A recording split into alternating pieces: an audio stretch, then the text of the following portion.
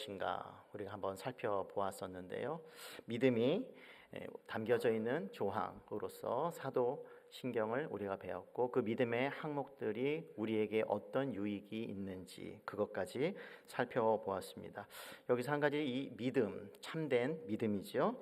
이 중요성을 배우면서 이 참된 믿음이 과연 우리에게 어디로 인도하는가, 그것을 한번 되새겨 볼 필요가 있는데, 하나님께서 계시하신 모든 것을 진리로 확신하게 하는 것이 참된 믿음이다.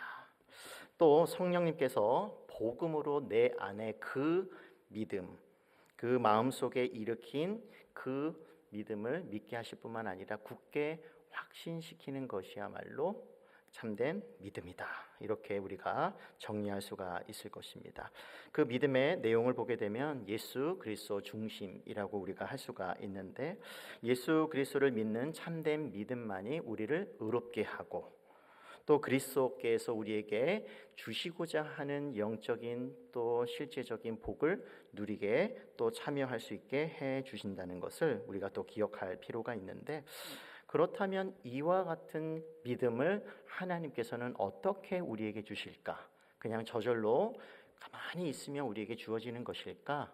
그것이 아니라 요리 문답은 분명하게 하나님께서는 성례를 통해서, 은혜의 수단을 통해서 우리에게 주시는데, 두 가지 성례, 우리가 지난주에 살펴봤던 것처럼 세례가 은혜를 받는 통로가 된다라고 하는 것이에요. 두 번째로 성찬에 대해서 오늘 우리가 살펴볼 것인데, 성찬이 어떤 점에서 은혜의 수단, 통로가 되는가, 그것이 주는 은혜가 무엇인지 우리가 우리 항목들을 우리가 살펴보면서 함께 나누고자 합니다.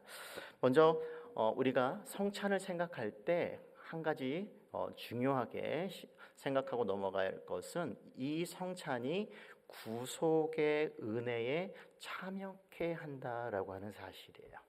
그러니까 성찬은 그냥 이루어지는 것이 아니라, 아무것도 영적인 어떤 변화가 일어나는 것이 아니라, 그 성찬을 통해서 예수님께서 우리에게 주신 그 은혜에 참여케 하는 놀라운 은혜가 담겨져 있다고 하는 사실인데, 이런 성찬의 일반적인 의미에 대해서 75문답은 우리에게 왜 성찬을 행해야 되는지에 관해서 설명해 주면서 그것을 우리에게 가르쳐 주고 있습니다. 우리 잠시 한번 보게 되면 75문은 이렇게 시작을 하죠. 그리스도께서 십자가 위에서 이루신 단번에 제사와 그의 모든 공효에 당신이 참여함을 성찬에서 어떻게 깨닫고 확신합니까?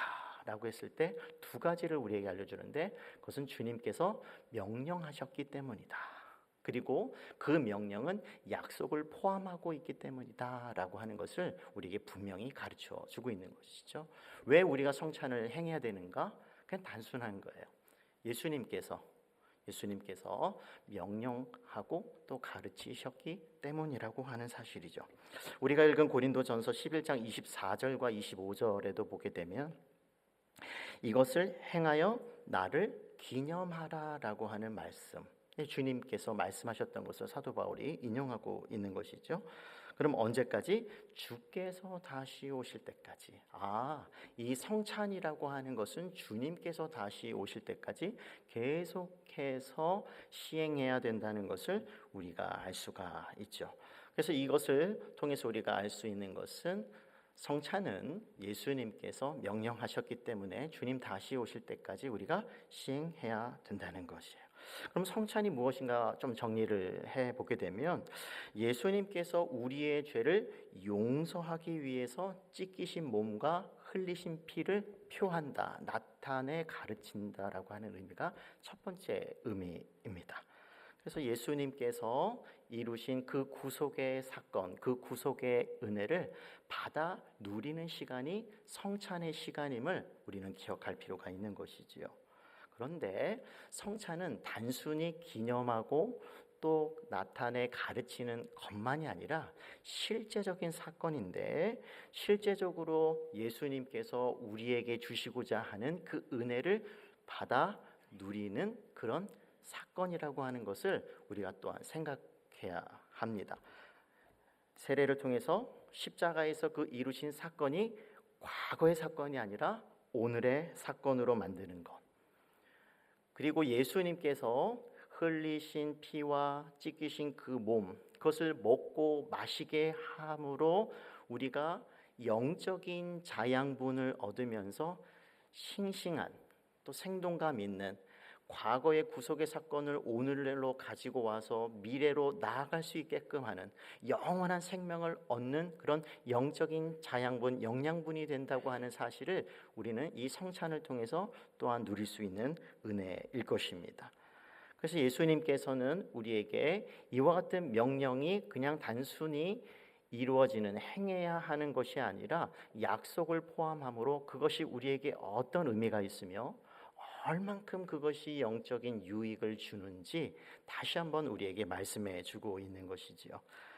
우리가 성찬을 통해 그리스도께서 십자가에서 이루신 단번의 제사, 그 효력을 우리가 받고 참여하게 되는 것, 더 나아가서 그것을 눈으로 보는 방식으로, 입으로 먹고 마시는 그런 맛보는 방식으로 우리에게 주신 은혜로운 성례라고 하는 것을 우리는 확신하게 되는 것입니다. 그래서 성찬을 시행할 때, 우리가 참여할 때 그와 같은 구속의 그 사건을 우리의 것으로 만들고 또 우리의 것으로 여기고 믿고 참여함으로 그것을 누리는 그런 놀라운 시간임을 성찬이 우리에게 가르쳐 준다고 하는 것이죠.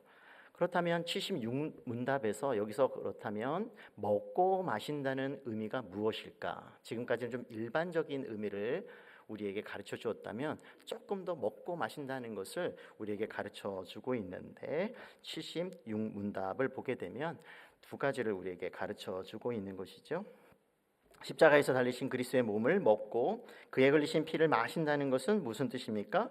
그것은 믿는 마음으로 그리스도의 모든 고난과 죽음을 받아들이고 이로써 죄 사함과 영원한 생명을 얻는 것. 죄 사함과 영원한 생명을 얻는 것. 두 번째는 나아가서 그리스도 안에 또한 우리 안에 거하시는 성령으로 말미암아, 굉장히 중요한데요. 우리가 그리스도의 거룩한 몸에 더욱 더 연합됨을 의미합니다. 첫 번째 의미는 아마 우리가 잘 아실 거예요. 죄 사함의 의미를 우리에게 가져다 주는 것이다. 두 번째 의미가 우리가 조금 더 나아가서 생각해 볼 필요가 있는데 예수 그리스도께 더욱 더 연합되게 하는 의미를 지닌다고 하는 것이에요. 성찬에 참여하면 할수록 예수님과 가까워지는 것이다. 신비로운 그런 연합이 이루어지는 시간이라고 하는 것을, 사건이라고 하는 것을 우리가 생각해야 하는 것이죠. 비록 예수님께서는 부활 승천하셔서 하늘에 계시지만 성령님을 통해서 성찬이라고 하는 그 시간에 실제적인 영적인 연합이 드러나고 더 견고해지는 그런 시간이라고 하는 것을 우리가 기억할 필요가 있습니다.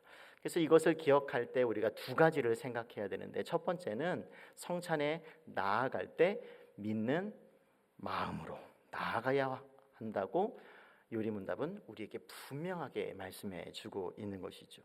성찬이 차려져 있다고 해서 그것이 저절로 우리에게 가져다 주는 것이 아니라 믿음이 있어야 된다. 효력 있는 성찬이 되기 위해서는 믿는 마음이 있어야 된다고 하는 것을 우리가 기억할 필요가 있는 것이죠. 그래서 우리가 성찬에 참여하면서 떡과 잔을 받을 때 그리스도께서 이루신 그 구원의 은혜가 바로 나를 위한 것이구나. 그것을 믿고 그런 마음으로 받을 때 그 성찬을 통해서 주시는 그리스도의 오늘날 주시는 은혜를 또한 누릴 수가 있다는 말인 것이지요. 두 번째로, 그러면 먹으면 저절로 믿음으로 나아가서 먹으면 그 은혜가 우리에게 주어지는가? 그것이 아니라 성령으로 말미암아 성령님의 도우심이 있을 때 믿음으로 나아가 우리가 받는 그 성찬이 우리에게 영적인 유익이 은혜가 된다고 하는 것이지요. 따라서 우리가 성령님의 인도함을 받으면서 성령님께서 가르쳐 주시려고 하는 방식으로, 자세로 성찬에 참여하고 받을 수 있어야 하는 것입니다. 성령님께서 우리가 일반적으로 알고 있는 것처럼 보혜사 성령님, 우리가 요한복음 14장에서 16장을 통해서 알 수 있는 성령님의 여러 모습을 우리가 볼 수가 있는데, 그 중에 한 가지 모습이 예수님께로 나아가게 하시는 성령님의 사역을 우리는 기억할 것이에요. 성령님께서는 우리를 계속해서 예수님께로 나아가게 하시는데, 성찬이야말로 예수님께 더욱더 나아갈 뿐만 아니라 실제적으로 연합되게 하는 그런 연합의 매개체가 되시는 분이 성령님이심을 우리는 기억해야 하는 것이죠. 그래서 우리가 성령님을 의존하면서 성찬에 참여해야 되는 것이에요. 믿는 마음으로 나아가면서 성령님, 이 성찬에 참여하는 저희들에게 예수님께서 이루신 그 구원의 은혜를 오늘날도 받아 누리게 하여 주시옵소서. 비록 죄된 마음으로 이 자리에 왔지만 용서하여 주시고, 회개하오니 돌이켜서 이제부터는 더 다른 예수님께서 원하시는, 우리를 위해서 구속하신 그 은혜를 힘입어서 살아갈 수 있는 그런 존재로 나아갈 수 있도록 도와주시옵소서. 성령님 도와주시옵소서. 중생케 하시는 성령님의 은혜, 또 새롭게 하시고 회개케 하시는 성령님의 그 사역을 우리가 기억하면서 의존하면서 성찬에 참여해야 하는 것이죠. 이렇게 참여할 때 믿는 믿음으로, 마음으로, 성령님의 도우심으로 참여할 때 예수님이 내 안에, 내가 예수님이 내 안에, 내가 예수님 안에 거하시는 이런 놀라운 신비로운 연합이 이루어지는 것입니다. 그래서 요한복음 6장 53절에서 56절에 보게 되면 이런 말씀이 있죠. 내 살은 참된 양식이요 내 피는 참된 음료로다. 내 살을 먹고 내 피를 마시는 자는 내 안에 거하고 나도 그의 안에 거하나니. 성찬을 통해서 이런 신비로운 연합이 이루어지는 것이에요. 그래서 우리가 성찬에 참여하면서 우리의 믿음을 살펴보고 성령님의 도우심을 바라면서 참여할 수 있어야 할 것입니다.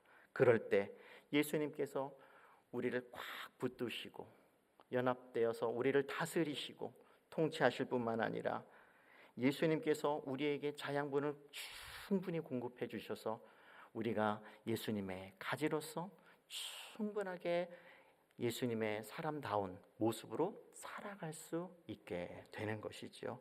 이런 성찬에 그러면 근거가 무엇일까? 어디에 있을까? 우리가 복음서와 사도 바울이 우리에게 가르쳐준 고린도 전서에 있는데요. 한 문답을 통해서 이것을 알려주지만 그냥 간단하게 언급하고 넘어가면 마태복음 26장 21절에서 28절, 마가복음 14장 22절에서 24절, 누가복음 22장 19절에서 20절, 우리가 읽었던 고린도전서 11장 23절에서 26절뿐만 아니라 10장 16절 17절에서 분명하게 이 성찬이 어떤 의미가 있는가, 예수님께서 분명하게 우리에게 제정해 주신 것이라고 하는 것을 우리에게 알려주고 있는 것이죠. 그럼 두 번째로 우리가 살펴볼 것은 이 성찬이 표와 확증으로서의 성찬이라고 하는 사실인데요. 78문부터 지금까지 성찬이 어떤 의미가 있는가, 어떻게 이것을 우리가 누릴 수가 있는가, 어디에 근거하고 있는가, 이것을 살펴보았다면 78문 문답부터는 이것이 이제 제정할 당시 이제 로마 교회죠, 천주교회가 받아들이고 있었던 성찬 이해가 잘못되었다는 것을 언급하고, 우리로 하여금 바른 성찬, 성경으로 돌아가서 성경에 근거한 성찬이 시행되도록 우리를 이끌고 있는데, 78문답에서는 로마 카톨릭의 화채설을 부정하는 그런 조항이 다뤄지고 있는데요. 78문답을 보면 떡과 포도주가 그리스도의 실제 몸과 피로 변합니까? 답은 아닙니다 라고 하는 것. 성찬이라고 하는 것은 표와 확증이지 실제적으로 그리스도의 몸과 피로 바뀌는, 본질이 바뀌는 것은, 변화되는 것은 아니다. 이것을 분명히 하고 있습니다. 로마 교회에서는 1215년 제4차 라테란 공회에서 이 화채설을 공식 교리로 받아들였었는데, 이 화채설에 의하면 신부가 이제 사제라고도 불리는데요, 제사장이라는 개념이죠. 신부가 기도하여 성별하면 성찬의 요소인 떡과 포도주가 그 본질이 바뀌게 되는데 모양은 그대로라는 것이에요. 모양은 그대로이지만 기도하고 그것을 구별했기 때문에 더 이상 그것은 보이는 그대로 떡과 포도주가 아니라 본질적으로 예수님의 몸과 피다, 이렇게 주장을 하게 됐었는데 이것을 이제 부정하면서, 그렇다면 79문답에서는 그것이 아니라 표와 보증이다, 확증이다, 이렇게 우리에게 바른 이해를 가르쳐 주고 있는데, 79문답을 조금 더 자세히 설명드리면, 떡과 포도주가 육신의 생명을 유지시키듯이 십자가에서 죽으시고 또 흘리신 피와 찢기신 몸이 우리 영혼을 영생으로 이끄는 참된 양식과 음료를 나타낸다라고 하는 것이에요. 그러니까 실제적으로 본질이 바뀌는 것이 아니라 그 예수님께서 십자가에서 이루신 그 사건이 우리의 영혼을 영생으로 이끄는 것을 나타내 보여주는 표라고 하는 거예요. 사인이라고 하는 것이에요. 이게 첫 번째 표라는 의미죠. 그런데 단순히 그러면 상징적으로 나타내 보이는 것이냐?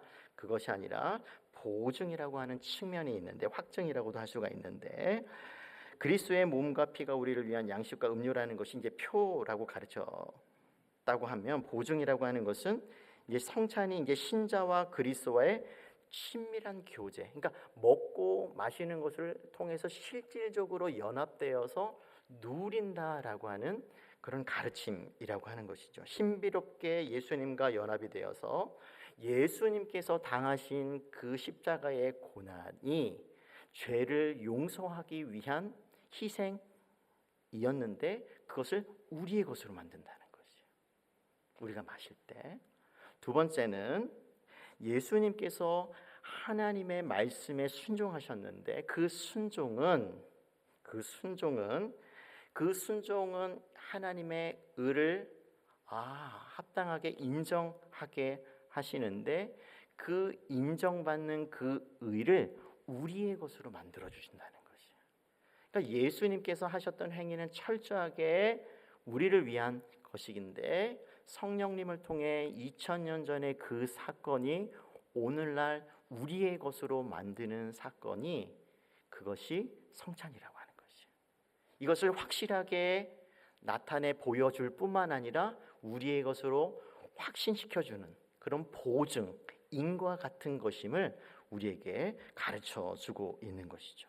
그래서 성찬은 예수님의 은혜를 오늘날 지금 여기서 누리게 하는 그런 의미가 있기 때문에, 그래서 고린도전서 10장 6절에 보게 되면 성찬의 잔을 고난의 잔이라고 표현하지 아니하고 축복의 잔으로 이렇게 말씀하고 있는 것이죠. 우리에게 복을 주기 위한 잔이라는 거예요. 성찬을 자주 하면 얼마나 좋은지 그것을 아시겠죠?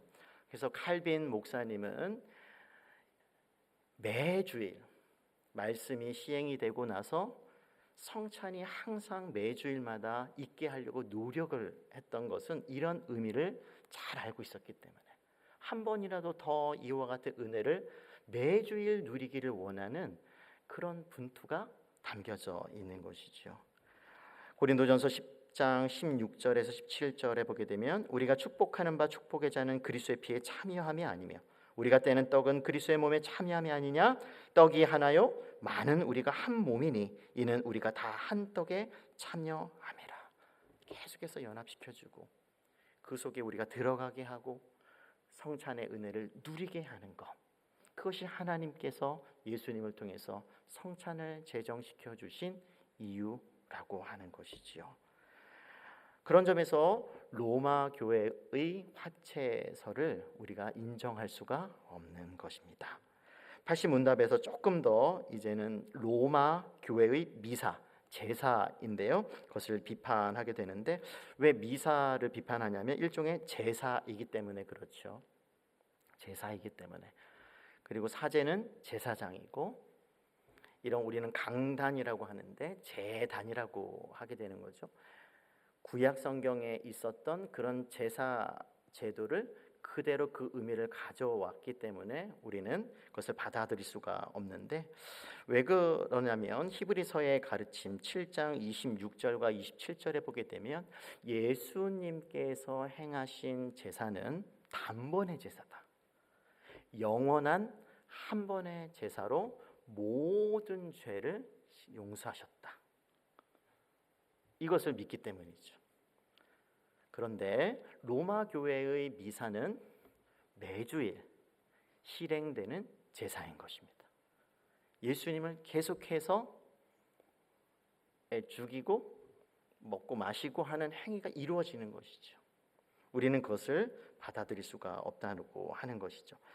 27절에 있는 것처럼 대제사장들이 먼저 자기 죄를 위하고 다음에 백성의 죄를 위하여 날마다 제사 드리는 것과 같이 할 필요가 없다라고 하는 거예요.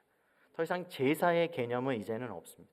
예수님께서 십자가에 흘리신 그 피, 그 죄의 구속, 그 사건은, 그 제사는 단 한 번 영원한 제사이기 때문에 더 이상 또 다른 제사가 필요가 없는데 로마 교회는 그것을 가져가기 때문에 히브리서 10장 12절과 14절에도 보게 되면 오직 그리스도는 죄를 위하여 한 영원한 제사를 드리시고 하나님 우편에 앉으셨다.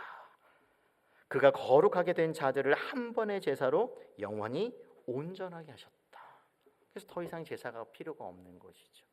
그래서 우리는 제단도 아니고 더 이상의 제물도 필요가 없고 그것을 집례하는 대제사장도 필요가 없는 것입니다. 예수님께서 홀로 그 모든 것을 다 이루셨기 때문에, 우리가 그것을 믿기 때문에, 이게 성경의 가르침이기 때문에 우리는 그럴 필요가 없는 것이죠.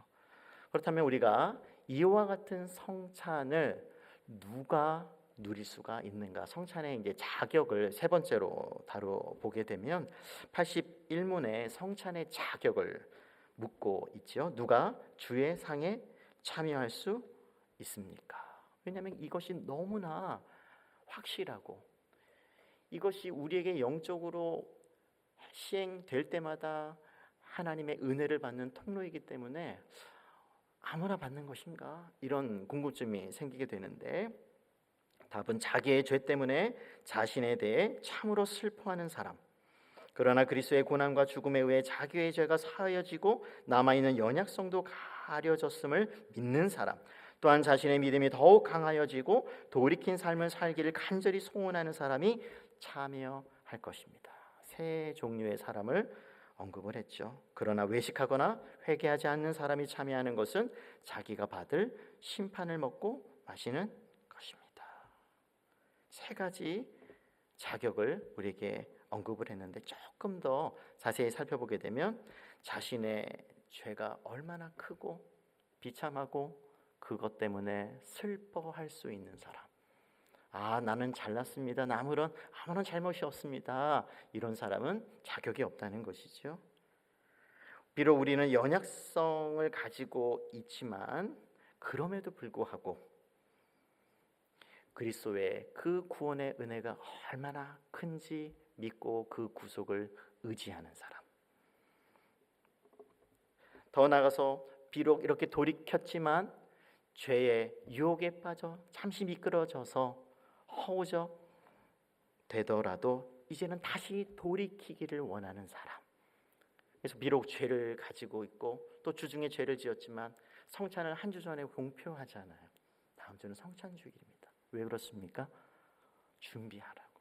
혹시 죄 가운데 있다면 돌이켜서 그 성찬에 합당하게 참여하여 예수 그리스도의 구원의 은혜를 받아서 영양분을 받아서 다시 일어설 수 있도록 하나님께서 만들어 놓으신 회복의 잔치, 먹고 마심으로 다시 하나님과 함께 예수님께서 흘리신 그 피와 찢기신 몸을 힘입어서 살아가도록, 신앙하도록 그렇게 기회를 다시 주는 것이죠. 그래서 저도 한때 성찬에 합당하게 마시지 않아야 한다라고 해서 딱 한 번 안 마셔봤습니다. 그때는 제가 몰라서 제가 생각했을 때 제 기준이 있었는데 이건 아닌 것 같아요 그랬을 때 노회 때 한번 제가 그런 적이 있었는데 그때 제가 조금 몰랐더라고요. 그래서 이런 말씀들, 가르침들, 또 선배님들의 또 가르침들을 통해서 그것이 아니었구나, 제가 생각을 바꾼 그런 때가 있었습니다.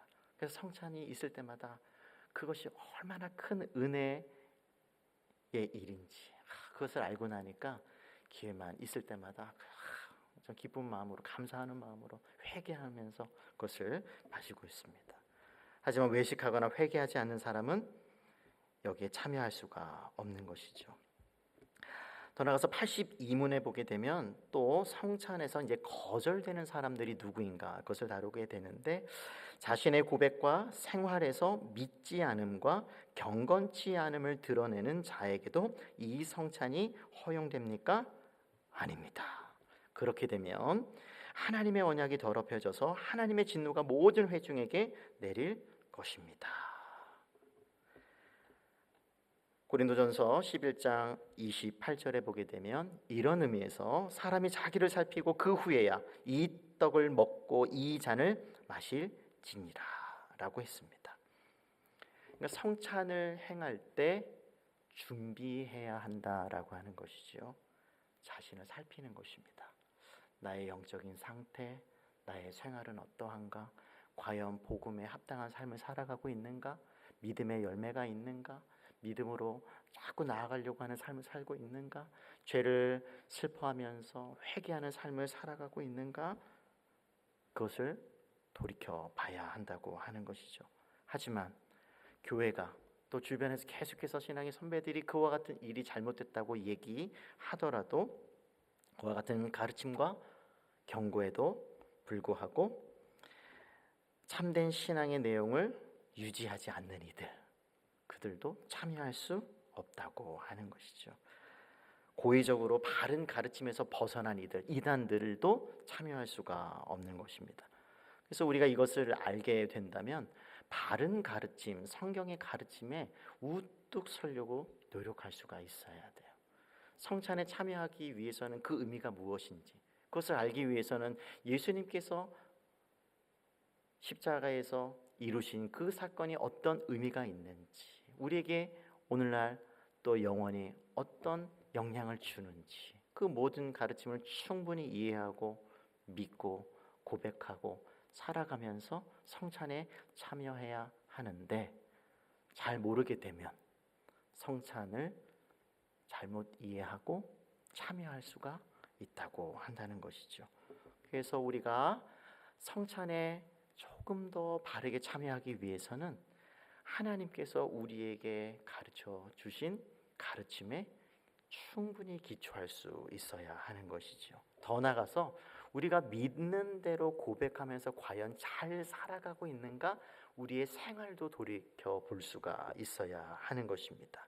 이런 마음으로, 이런 자세로 성찬에 참여하고 또 준비해야 하는데, 그러기 위해서는 과연 우리가 누구인지 우리 존재 자체를 한번 살펴볼 필요가 있습니다. 반성할 것이 있으면 반성하고 돌이키고 또 하나님의 말씀대로 더 살려고 애쓰는 그런 상황 가운데 하나님 앞에 과연 내가 올바로 나아갈 수가 있는가, 그런 자격이 있는가 다시 한번 묻고, 우리 자신을 보면 자격이 없어 라고 하는 그런 상황일지라도 십자가에 흘리신 그 예수님의 그 구속, 그것이 현재 나의 죄까지도 포함하는 그런 용서임을 우리가 믿고 고백하고 나아가면서 성령님께서 우리를 자꾸 예수님께로 인도 가까이 하게 하시는 대로 우리는 성찬에 그런 자세로 참여해야 할 것입니다. 말씀을 한번 정리하도록 하겠습니다. 우리가 성찬을 이해함에 있어서 어거스틴은 성찬은 눈에 보이는 말씀이라고 불렀습니다. 눈에 보이는 말씀. 강단에서 선포되는 복음의 설교, 말씀뿐만 아니라 성찬도 말씀의 일종이라고 하는 것이죠. 시청각을 통해서 하나님께서 우리에게 보여주는 방식으로 계속해서 말씀해 주는 것이에요. 그래서 고린도전서 10장 26절의 말씀을 보게 되면 너희가 이 떡을 먹으며 이 잔을 마실 때마다 주의 죽으심을 그가 오실 때까지 전하는 것이니라. 성찬을 하는 가운데 말씀이 있고 말씀이 선포되고 말씀으로 인도되는 것, 그런 의미에서 그렇다는 것이죠. 그래서 우리가 성찬식을 거행하면서 모든 성도들이 그것을 보면서 아빠, 엄마 이것을 왜 하는 거야? 라고 했을 때 우리가 설명해 줄 수 있을 때, 우리 모든 성도분들이 참여하면서 아직 입교나 세례를 받지 못해서 참여하지 못하는 분들도, 또 교회에 처음 나오시는 분들도 이것이 무엇이냐고, 이것을 왜 해야 되냐고 라고 교회에 물었을 때, 또 우리들에게 물었을 때 그것을 설명해 줄 수 있어야 하는 것이죠. 이것이 주님께서 명령한 것인데, 하나님께서 오늘날 우리에게 은혜를 베풀어 주시는 통로야. 그러니까 너는 세례를 꼭 받고 입교를 해서 성찬에, 이 은혜로운 성찬에 참여해서 예수님께서 공급해 주시는 은혜를 가지고 영원토록 주님 다시 오실 때까지 살라고 우리는 말해줄 수 있어야 하는 것입니다. 이것을 작성했던, 하이델베르크를 만들었던 한 분이죠. 우르시누스는 성찬의 목적과 용도를, 주된 목적을 5가지로 우리에게 소개했는데요. 첫 번째, 그리스도께서는 우리를 위해 죽으셨고 그의 몸과 피로써 영생에 이르도록 우리를 먹이신다는 것을 선포하며 우리의 믿음을 세우고 강건케 하는 것이다. 먹이시고 강건케 하려고 이것을 제정해 주셨다는 것이, 먹고 힘을 내라고 하는 것이죠. 두 번째로, 그리스도께서 베푸시는 은혜, 은덕에 대해서 감사를 드리는 것. 그것을 알고 보니 예수님께서 우리 때문에 아무런 잘못이 없는 분이 희생당하셨네. 그것을 알면 알수록 감사하고, 또 계속해서 영원토록 우리에게 영원한 생명을 주시려고 하시니 그것에 감사해서, 때로는 우리가 미끄러졌어도 다시 회개하고 돌이킬 수 있는 근거를 마련해 두셨으니, 회복할 수 있는 힘을 얻을 수 있는 기회를 우리에게 주셨으니 감사할 수 있는 것이고, 세 번째로, 교회를 다른 모든 종교들과 구별 짓는 것이다. 이 성찬이 있고 없고, 또 네 번째, 상호 간의 사랑의 끈이 되게 하는 것. 마실 때 함께 모든 공동체가 먹고 마시고 하는 것이 아니겠습니까? 그래서 더 그리스도께 연합된다는 것은 그리스도의 몸이 하나로 성령님에 의해서 더욱더 가까워지고 연합된다는 것이, 성찬에 참여할 때마다 더 가까워질 수 있어야 돼요. 네 번째로, 다섯 번째로, 교회의 공집회에 끈이 되게 하는 것. 이거는 공적인 교회의 일이라는, 개인적인 일이 아니라는 것이죠. 그래서 무엇보다 성찬에 참여하며 먹고 마시면서 주님께서 베푸신 은혜를 우리는 감사할 수 있어야 할 것입니다. 그 은혜로 살도록, 오늘도 받아 누릴 수 있도록 자꾸 우리에게 영적인 자양분을, 영양분을 주시고자 하는 그 예수님의 마음을 우리가 헤아린다면, 우리가 먹고 마실 때마다 감사합니다, 힘을 내겠습니다, 다시 일어서겠습니다, 다시 주님의 자녀다운, 백성다운 모습으로 살겠습니다, 이런 각오가 있고, 또 기쁨이 있어서 천국의 잔치가 이루어지는 그런 복된 성찬이 우리 교회 공동체 안에 이루어지기를 주님의 이름으로 축복합니다. 아멘. 기도하시겠습니다. 하나님 아버지, 거룩하고 복된 성찬을 우리에게 제정해 주셔서 그것을 시행하라고 명령하셨는데, 그 약속이 너무 크기에 먼저 감사하며, 또 우리의 죄악에도 불구하고 다시 은혜에 참여하고 회복할 수 있는, 돌이킬 수 있는 기회를 우리에게 허락해 주심에 감사를 드립니다. 주님 다시 오실 때까지 이것을 실행하라 하셨으니 그 명령에 순종하는 우리 교회가 되기를 소망합니다. 참여하면서 은혜를 누리고 함께 기뻐하고 더 하나 되고 더 예수님과 가까워질 수 있는, 더 연합되는 그런 복된 시간이 이루어지게 하여 주시옵소서.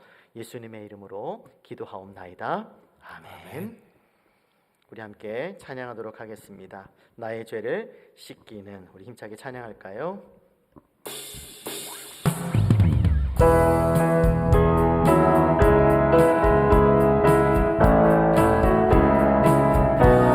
나의 죄를 씻기는, 나의 죄를 씻기는 예수님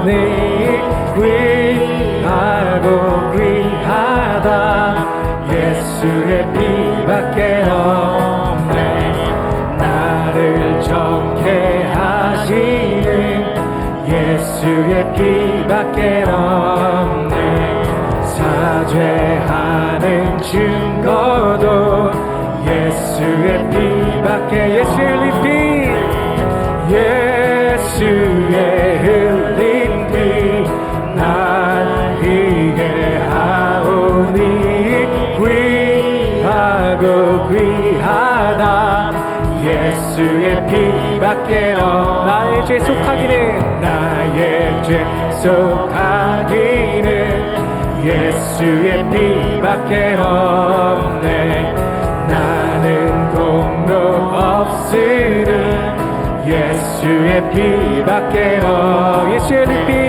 예수의 흘린 피 나에게 하오니 귀하고 귀하다 예수의 피밖에 없네 평안함과 소망은 예수의 피밖에 없네 나의 은은 이것뿐 예수의 피밖에